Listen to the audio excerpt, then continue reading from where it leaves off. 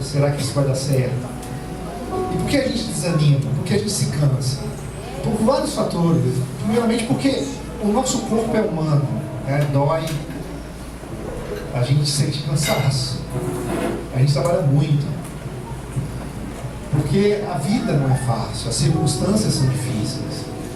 A gente fica pensando, como que eu vou pagar aquela conta? Como eu vou lidar com aquela situação? A gente tende a desanimar, a gente fica cansado porque as pessoas ao nosso redor às vezes também não são fáceis. Um pai, uma mãe, as pessoas do nosso colégio, as pessoas, do jeito que as pessoas nos tratam, não é? Aquelas pessoas que têm um lado difícil e a gente tem que lidar com isso. Estão ao nosso redor. A gente se cansa porque nós somos também falhos. Quantas coisas que a gente erra, né? De novo eu fiz isso. De novo eu cometi esse erro. E a gente vai ficando frustrado com algumas situações da nossa vida e nos sentimos culpados por certas situações. Coisas que a gente deveria falar e não falou, coisas que a gente falou e não deveria falar, coisas que a gente deveria fazer, combinou e não fez, coisas que a gente viu, a gente explodiu, xingou no trânsito, falou uma palavra áspera com alguém que a gente ama, ou com o pai, com a mãe, com o filho.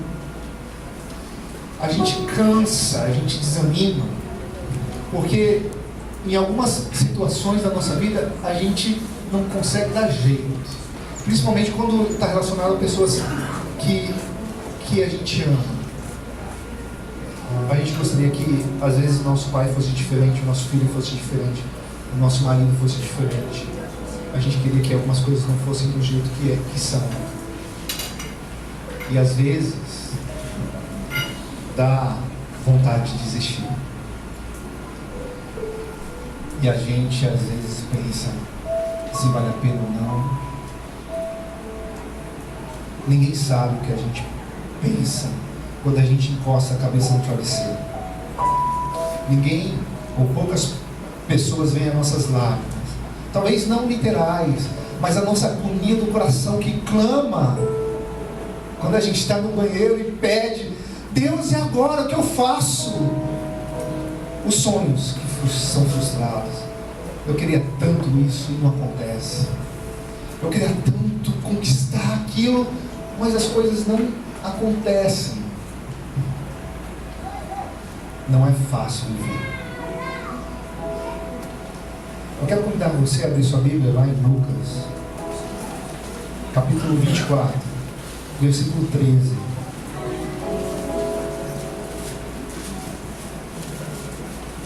Lucas 24, 13, diz o seguinte: naquele mesmo dia, 2 deles estavam no caminho de uma aldeia chamada Emaús. Lucas 24, 13. Vou esperar mais um pouquinho.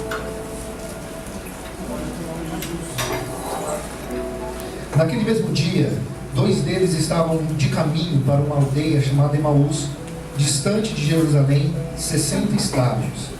Iam conversando a respeito de todas as coisas sucedidas. Aconteceu que, enquanto conversavam e discutiam, o próprio Jesus se aproximou e ia com eles. Os seus olhos, porém, estavam como que impedidos de o reconhecer. Então lhes perguntou Jesus: que é isso que vos preocupa?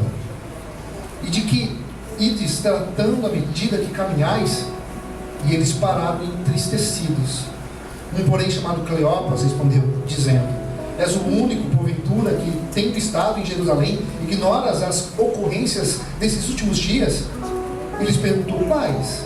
E explicaram o que aconteceu a Jesus, o Nazareno, que era varão profeta, poderoso em obras e palavras diante de Deus e de todo o povo, e como os principais sacerdotes e nossas autoridades o entregaram para ser condenado à morte e o crucificaram.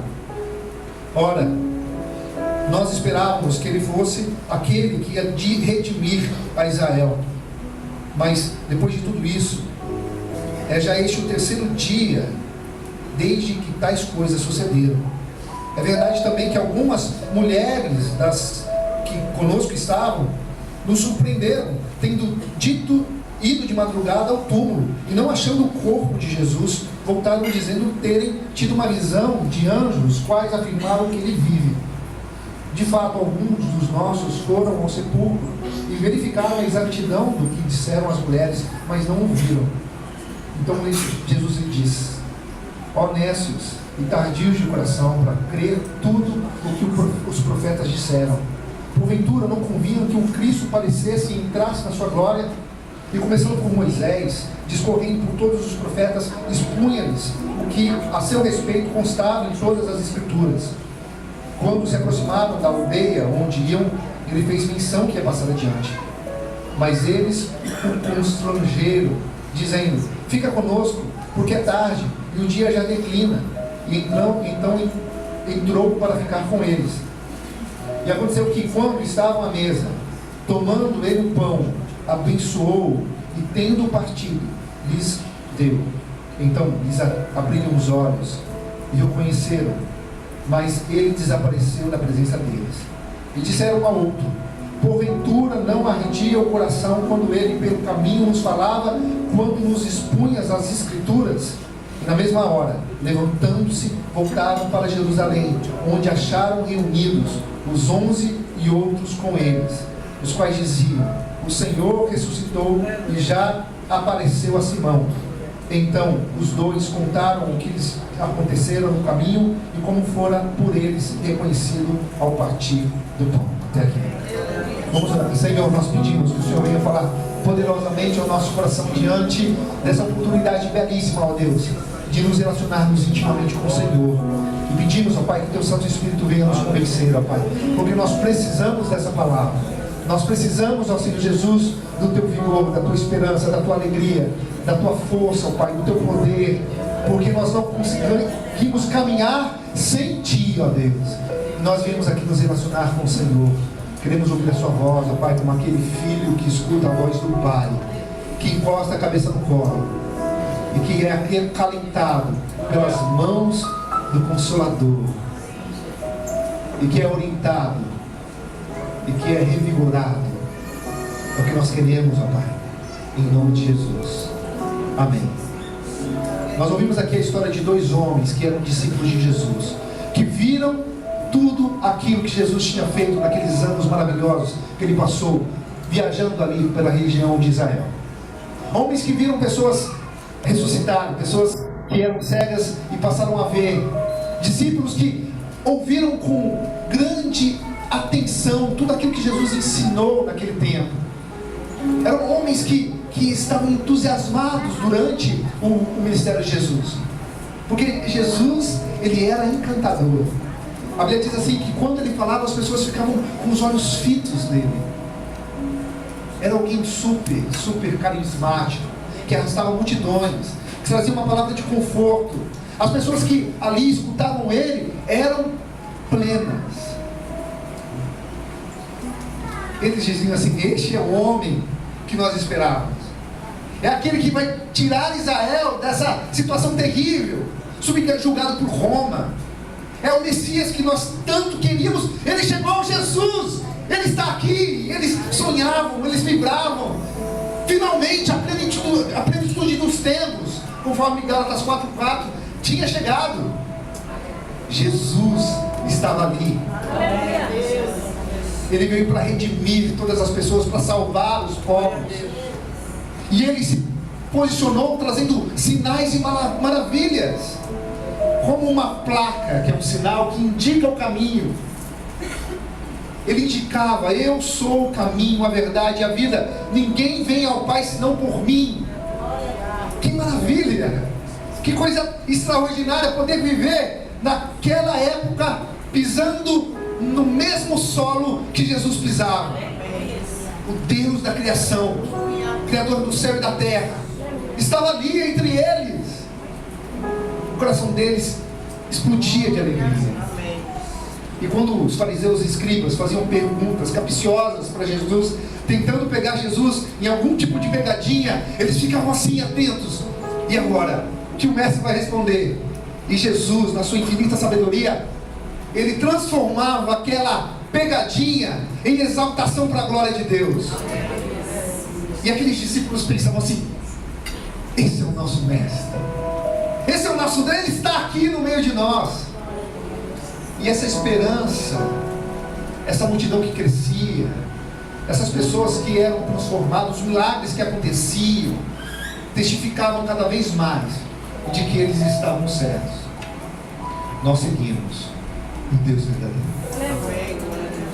Só que um determinado dia, numa noite, de madrugada, alguns soldados subiram no jardim de Getsemane e ali capturaram Jesus no meio da noite e julgaram Jesus num julgamento secreto. Jesus foi condenado.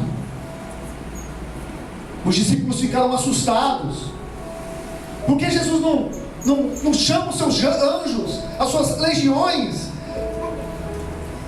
Os discípulos ficaram confusos, porque agora onde nós vamos? Para onde nós vamos correr? Uns se amedrontaram, voltaram para casa, outros não sabiam para onde ir, ficaram vagando.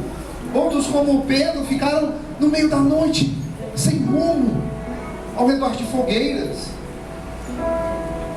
E o pior acontece. Jesus passa a carregar uma cruz pesada e caminha até a sua morte. Ele é pregado. E ali, alguns discípulos veem aquela cena que eles não acreditam, porque aquele que está pregado é o Deus que nós criamos, era o mestre que tínhamos esperança. E quando Jesus diz tetelestai, quando diz assim, está consumado, ele expira e falece. Já não tem mais esperança para aqueles discípulos. E então tiram ele da cruz,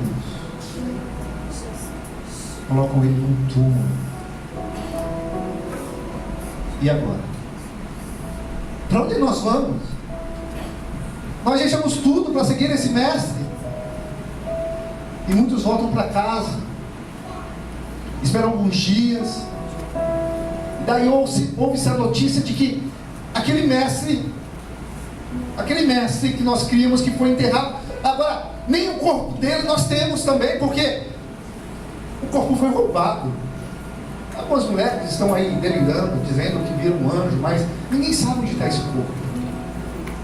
Foi esse sentimento e foi essa justificativa desses dois homens que voltavam para casa no caminho de Emaús, e ali chutando pedrinhas, se lamentando por tudo aquilo que perderam, que deixaram para trás, a frustração, a esperança, desanimados, cansados. E de repente, um terceiro homem aparece em cena. De repente, entra no caminho deles, por vontade própria. Jesus entra no caminho deles e começa a falar com eles. E diz assim: o que vocês estão conversando? Eles dizem: você está vindo de Jerusalém, então você é o único que não sabe das coisas que aconteceram, as coisas terríveis. Mas quais coisas? O nosso mestre. E explicaram para Jesus aquilo que tinha acontecido com o próprio Jesus, mas eles não reconheceram Jesus, que estava com o seu corpo transformado. E então Jesus passa a explicar desde os profetas até aquele momento tudo o que tinha que se suceder, e que era promessa, e que Jesus na verdade não era um fracassado. Jesus ele não tinha sido morto por medo, ou por autoridade, ou por intimidação.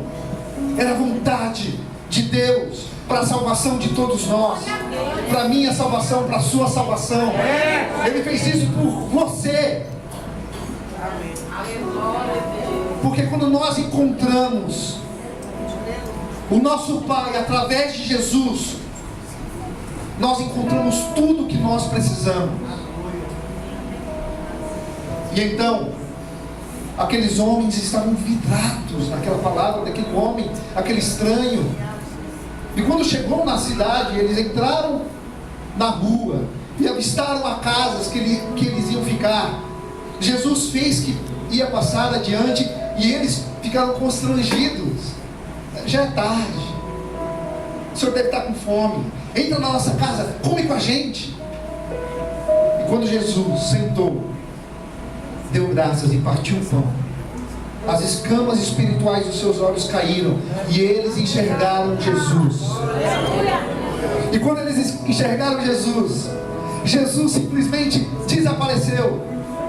E o que aconteceu foi que eles voltaram naquele mesmo instante para Jerusalém, para os seus antigos sonhos.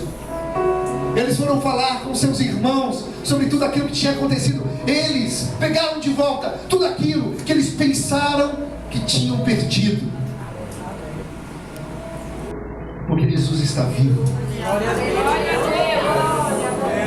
Porque Jesus está aqui. Porque Jesus é pessoal e Ele fala com você, Ele entende você, Ele sabe exatamente o que você precisa. Ele vê as suas dificuldades, Ele vê o seu desânimo, Ele percebe quando você está prestes a desistir. Ele consegue entender você mais do que ninguém, porque Ele está vivo. Mas às vezes nós somos tentados a olhar para o caminho de Emaús. E talvez você não esteja percebendo, mas você está andando de volta para o caminho de Emaús. Mas você não percebe. Mas eu quero te alertar a alguns sintomas hoje, aqui nesta noite, em relação a isso. O primeiro sintoma, a primeira lição que eu quero passar aqui em nome do Senhor Jesus, para que eu seja tratado e você também, em relação a essas coisas tão maravilhosas que Deus quer tratar, falar conosco, é o seguinte: quando nós passamos a viver uma vida de religiosidade, nós esquecemos do Deus que servimos, do Deus vivo que servimos. Eu vou explicar. Você sabe que todas as religiões, elas arrastam pessoas. Às vezes uma pessoa tem um pensamento diferente e abre uma religião, e tem gente lá que vai seguir. E sabe por que as pessoas seguem as religiões com diferentes pensamentos? Porque na verdade as pessoas seguem pessoas. Se aparecer uma pessoa carismática e ele fala assim: eu vou fundar uma religião aqui, uma pessoa muito carismática, e fala assim: a religião do macaco doido. Então, o que é isso? E se ele for carismático, o suficiente, vai ter gente que vai seguir ele da religião do macaco doido. Porque as pessoas seguem pessoas que falam com segurança, pessoas que falam com convicção, pessoas que são pessoais, pessoas que olham nos olhos, pessoas que servem as outras. Pessoas seguem pessoas. E todas as religiões nasceram desse formato. Pessoas que eram extraordinárias. Buda era extraordinário, Maomé era extraordinário, Allan Kardec era extraordinário. Essas grandes religiões sempre nasceram assim. E sabe o que aconteceu? Esses homens extraordinários passaram a ensinar coisas, pensamentos, e outras pessoas começaram a anotar tudo aquilo o que eles ensinaram. E eles começaram a produzir livros. E esses livros foram replicados. E pessoas, e mais pessoas, e multidões. Mas um dia, esse pensador morreu. E sabe o que sobrou? Os seus pensamentos. Mas quando a gente segue pensamento, o coração não age mais. Quando a gente segue filosofias de alguém que já morreu, o coração não pensa tão forte. E por isso que que esses homens aqui, eles disseram assim: porventura não ardia o nosso coração enquanto ele falava conosco? Porque é isso que se espera de um relacionamento. Quando eu sento com meu Jesus e eu vou orar diante dele, e eu tenho uma oração que não é pessoal, eu não estou seguindo Jesus, eu estou seguindo a religiosidade, porque eu tenho que orar, porque é regra, porque o pastor disse que tem que fazer isso. E daí, homem de Deus, e daí eu falava assim, eu li um livro que o homem de Deus orava. Daí eu fui orar de madrugada, certo? Daí eu falei, eu quero ser um homem de Deus. Daí eu fui lá de madrugada, comecei a orar, ajoelhado ao lado da cama. E daí eu começava a orar na primeira madrugada, eu comecei a orar, orei 10 minutos e acordei ajoelhado de manhã. Daí na segunda noite eu falei, não, eu tenho que orar em pé. Daí na madrugada fiquei em pé, pulando, agora eu vou orar. E eu comecei a orar em pé de madrugada e de repente eu me vi sentado e dormi no sofá. E aconteceu de eu ter que orar no jardim de casa. E por incrível que pareça, eu dormi no jardim de casa. E daí eu percebi que na verdade eu não estava buscando a Deus, eu estava buscando promoção pessoal. Eu estava querendo ser um homem grande, pregador, alguém famoso, todo mundo, olha onde Deus está passando. E eu percebi que isso é religiosidade, porque orar é simplesmente estar com Deus e curtir a presença dele. E aí eu consigo orar, porque eu sinto Ele, eu falo com Ele, eu escuto Ele. E a gente, às vezes, nos vemos em uma situação de um tipo de relacionamento com Deus que não acontece em nenhum lugar. Eu e você, às vezes, a gente não conseguiria se relacionar, eu e você, como às vezes a gente se relaciona com Deus. Porque imagina eu sentar na sua frente para uma conversa e eu falar assim: tudo bem, Sandro? Então eu queria te pedir algumas coisas. Eu queria falar sobre meu pai, minha mãe, o Brasil, está terrível o Brasil. Também meu emprego está muito ruim. Você não ajuda meu emprego? O carro, preciso de um carro. Qual que é a relação entre duas pessoas que é constituída com esse nível de qualidade? Então parece que Deus é uma máquina de sacar bênção, que a gente fica lá. Relacionar com Deus é... Boa noite, Senhor. Senhor, eu quero falar com o Senhor aqui. O que o Senhor acha que a gente tem que falar? Senhor, eu quero abrir meu coração. Bom, eu primeiro quero falar sobre essa situação. Senhor, eu estou tão chateado, eu não sei o que eu faço. É começar, desenvolver e terminar o assunto. E daí nós construímos realmente um relacionamento que é baseado na pessoa de Jesus e não em regras. E daí a coisa começa a crescer. E daí, de repente, você vai se ver na presença de Deus em silêncio. Você não fala nada, você não escuta nada, mas como dois amigos que sobem a montanha e ficam ali olhando aquela paisagem, simplesmente sabendo que o outro está vendo o que o outro está vendo. A presença de Deus, ela é isso, ela é pessoal, ela é verdadeira, ela é constituída, ela é graduada, ela é sequencial, não é um papo artificial, me dá aquilo, me dá isso. E quando então a gente vai dar o dízimo, a Bíblia diz assim, para dar com alegria.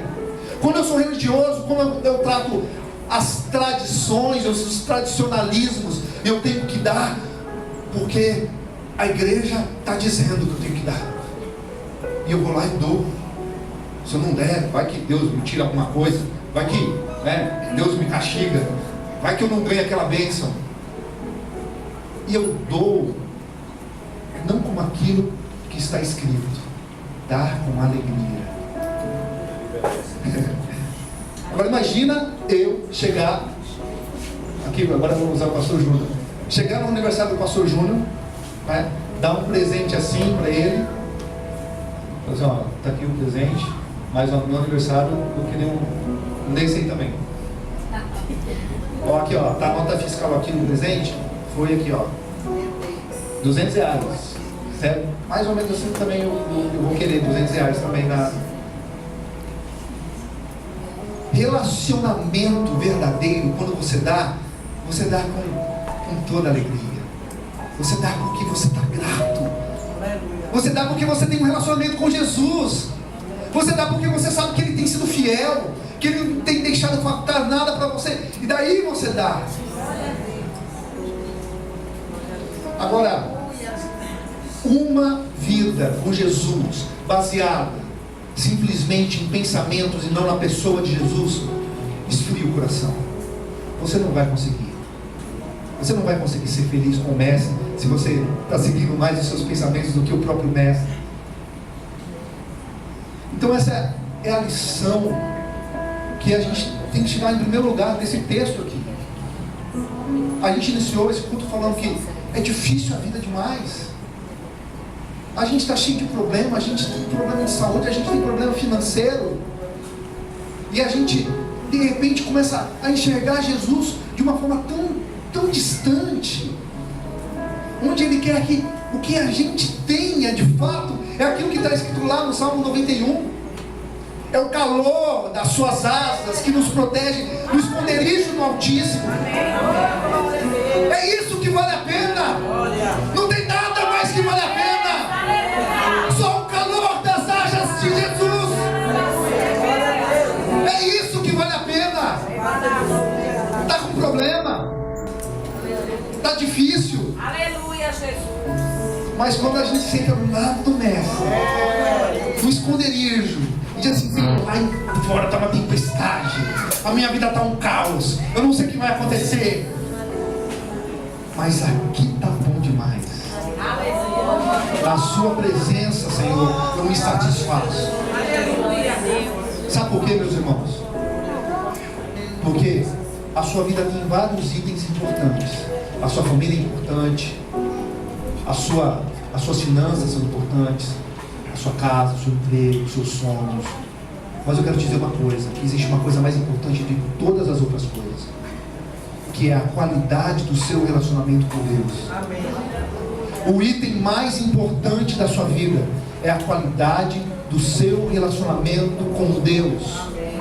E se tudo que acontece na sua vida, Deus, Ele não deixa escapar nada das suas mãos, você pode ter certeza que Deus está utilizando todos esses problemas para que você seja mais íntimo dEle, para que você seja mais dependente dEle. Eu gosto tanto daquele texto que os discípulos estavam no alto mar, aquela tempestade terrível.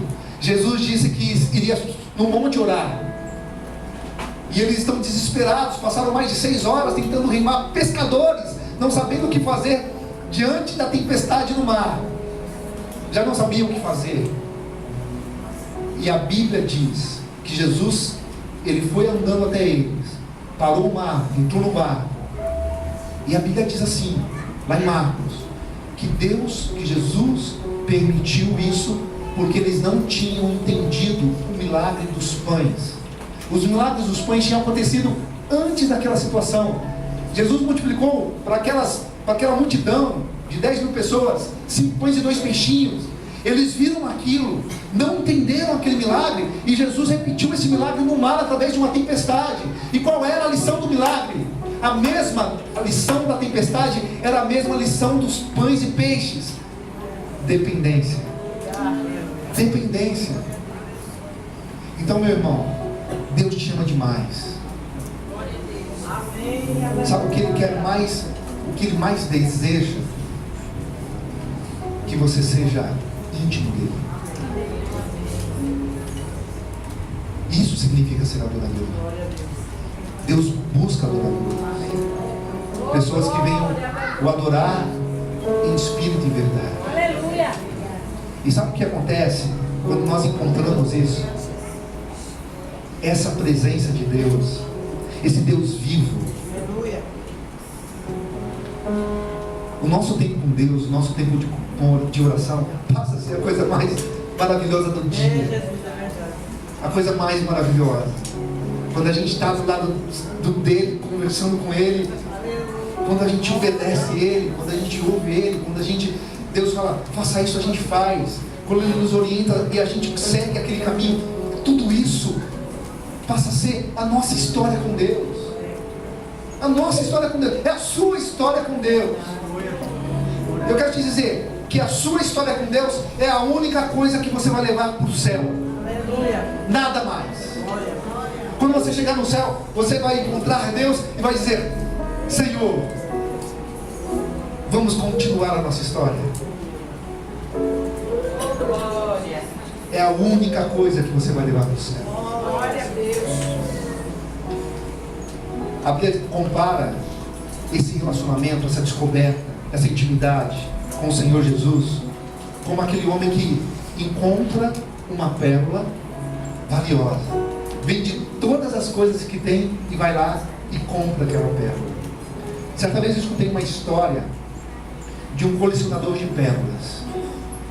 Esse colecionador, ele gostava muito de todos os tipos de pérolas, e um dia ele foi numa casa que vendia joias, principalmente pérolas, e ele perguntou para o homem que estava ali, você tem aí uma pérola rara, uma coisa que não se vende por aí, uma coisa realmente muito bonita, que eu estou procurando alguma coisa maior do que aquilo que eu já tenho? E aquele homem disse, eu tenho, mas eu não vou poder mostrar para o senhor. Mas como assim?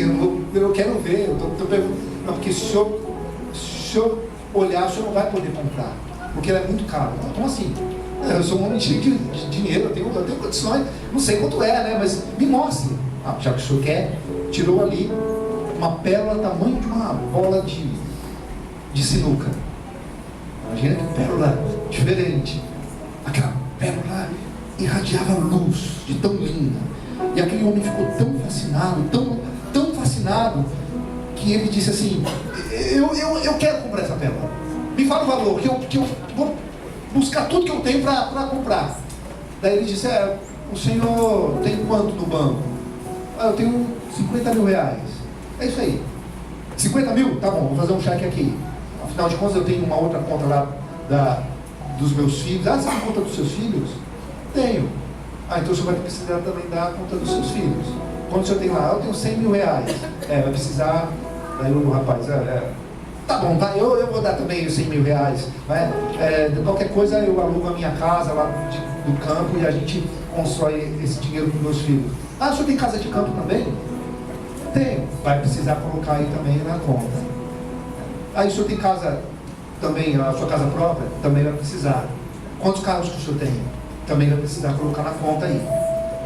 E aquele homem tão fascinado com aquela pérola, ele deixou tudo que ele tinha para aquele vendedor. E daí aquele vendedor, o senhor não tem mais nada? Não tenho mais nada. E deu então aquela pérola para aquele homem. E o homem, em vez de ser triste dali, saiu super feliz. Agora eu tenho algo que preenche a minha vida. E ele saiu. E quando ele estava perto da porta, o vendedor disse assim, Senhor, volte aqui um pouquinho.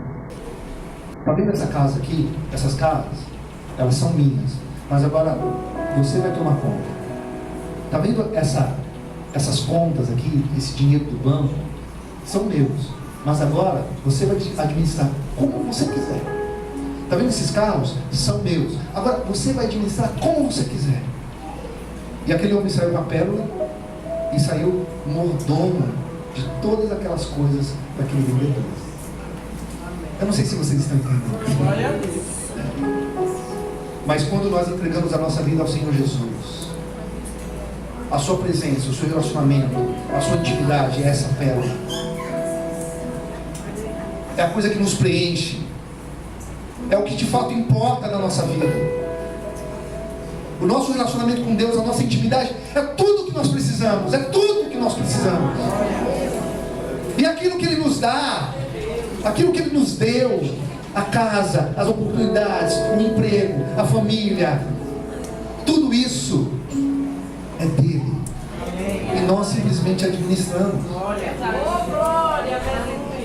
Sabe que eu tenho 2 filhinhos, uma menina e um menino. E eu lembro quando eu ia colocar minha filha para dormir, e eu colocava ali, ainda coloco, né? Mas ela era pequenininha. Daí eu cobria ela, dava um beijo, orava com ela, e ela falava assim: papai, hoje já é amanhã? Não, filha, como assim hoje é amanhã? Mas por que você quer tanto que o amanhã chegue? Daí ela diz assim, ela dizia: porque eu quero brincar.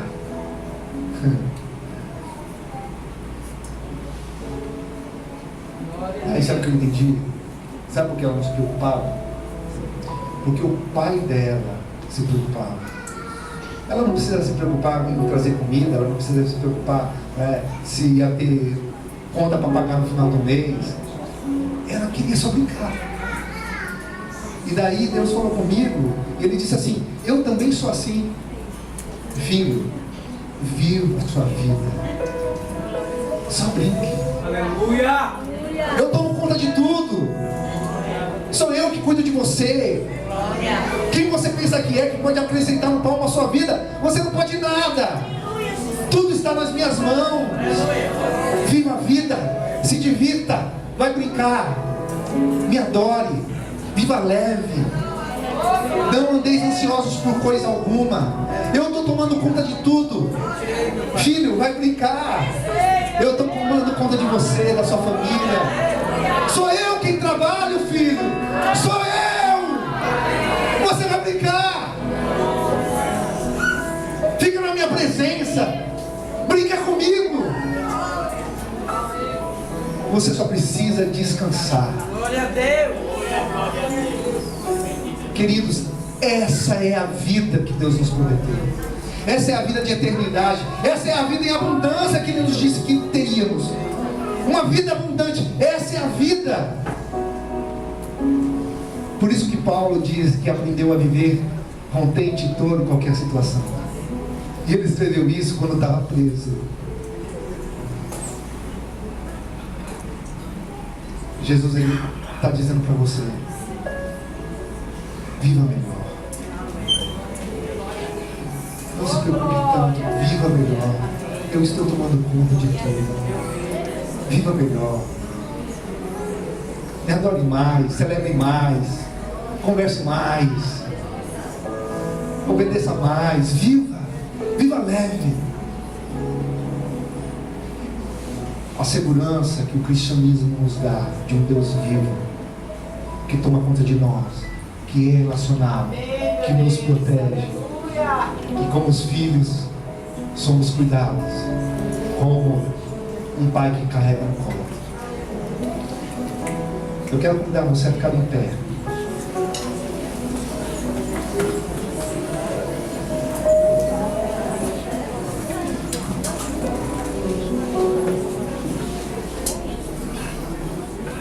E eu quero convidar você a fazer um novo voto de dependência a Deus hoje aqui. Você vai falar com Deus e vai dizer: Deus, se eu estava andando para o lado de Emaús, eu quero voltar. Eu quero voltar para o lado de Jerusalém. Eu quero voltar para os teus sonhos, aquilo que o Senhor me disse, aquilo que eu sonhei, aquilo que eu vivi, aquilo que eu tive esperança. Eu quero voltar para os teus braços, dos braços daquele que é um Deus vivo. E se você quer voltar hoje a ter essa vida centrada num Deus vivo, diga ao Senhor isso, levantando uma de suas mãos. Fala: Senhor, eu quero viver essa intensidade de relacionamento com o Senhor. Eu quero viver, ó Pai, novamente tudo aquilo que eu vivi no passado e me perdi até aqui, ó Deus. Pai, eu não quero pensar no superficial, mas no essencial, que é a qualidade do meu relacionamento com Deus. Eu quero, ó Pai, desfrutar da Tua presença, simplesmente. Pai, nós estamos aqui com as nossas mãos levantadas, dizendo que estamos retornando, ó Deus, aos Teus passos, aos Teus braços. Pai, nós estamos retornando, ó Pai, à Tua casa. Nós estamos retornando, Senhor Jesus, no Teu caminho. Nós estamos retornando na Tua missão, ó Deus. porque o que nós precisamos simplesmente é da Tua presença e nada mais. O Senhor nos cobre, nos protege, nos orienta. Nessa noite, ó Deus, nós retornamos para esse caminho.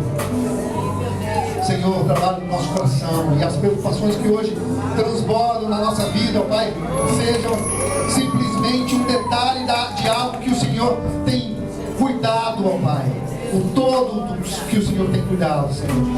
Trata de nós, cuida, Senhor. Muito obrigado, porque o Senhor é um Deus vivo e verdadeiro. Em nome de Jesus. Alguém nessa noite que está afastado, e você quer hoje confessá-lo como Salvador de sua vida, sai do teu lugar, venha, nós queremos orar por você. Você quer entregar a sua vida nas mãos de Jesus. Crianças, adolescentes, homens, mulheres que estão aqui, que desejam entregar a sua vida para Jesus. Pode sair do teu lugar se você quer receber essa oração. Olha para alguém que está do teu lado, vê se essa pessoa já voltou para a presença de Deus. Se não voltou, traga ela aqui. Nós queremos orar por você. Alguém?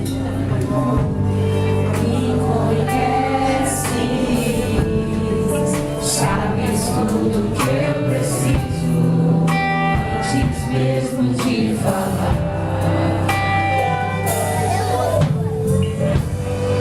Me amas,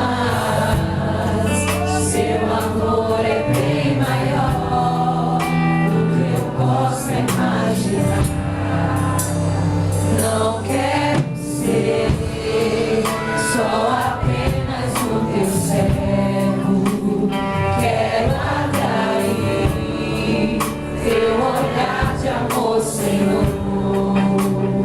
Eu venho a ti como um filho que te ama. Tudo que eu quero é estar perto de ti. Nos teus braços eu quero descansar. Correndo irei pra te abraçar, meu Pai. Tu és a minha herança, meu Pai. Razão da minha vida, meu Pai. Tudo que eu preciso está em ti. Eu quero estar na casa do Pai, comer em tua mesa, meu Pai. Tudo que eu sou é para ti. Vivo só para ti. Aleluia. Irmãos, nós vamos apresentar agora o Rodrigo Antônio. Queremos te louvar, Senhor, pela tua santa palavra. Deus, pela maneira que o Senhor vem agindo em cada coração, vem ardendo, as pessoas vêm sentindo tua presença. Aqui nessa congregação, Senhor, o Senhor tem sido um Deus poderoso e Deus vivo. E as pessoas estão descobrindo cada dia isso. Nós queremos levar essas pessoas a um grau de intimidade contigo, Senhor. Senhor, sem interesse, mas na verdade é me conhecer, é viver com o Senhor sempre ao nosso lado. E a gente tendo, Senhor, um coração sincero diante da tua presença. Jesus Cristo, muito obrigado. Espero que o Senhor tenha recebido o nosso culto esta noite. Oh, digno de glória, de honra, de louvor, de adoração. Cada igreja nessa face da terra que hoje te adorou, Senhor, eu tenho certeza que o céu está em festa. Algum pecador tem se arrependido, sendo resgatado. E aí a festa também no céu. Nós te louvamos. Leva cada um aqui, Senhor, debaixo da tua potente mão. Senhor, nos dá uma semana de livramento, uma semana com a tua presença, com a tua amizade, com o teu amor. Senhor, abençoa cada um que aqui veio, cada família representada. Nós te louvamos e nós te agradecemos, ó Deus, no nome do teu Filho amado, Jesus Cristo, agora e sempre. Amém. Pastor Júnior, a bênção dos apóstolos. Paz do Senhor para os irmãos. Estenda a sua mão. O amor de Deus, o nosso Pai amado, a graça salvadora e redentora de Jesus Cristo, seu Filho, a comunhão e as doces consolações do Espírito Santo sejam conosco, hoje e sempre. A igreja diz amém. Procura a cantina da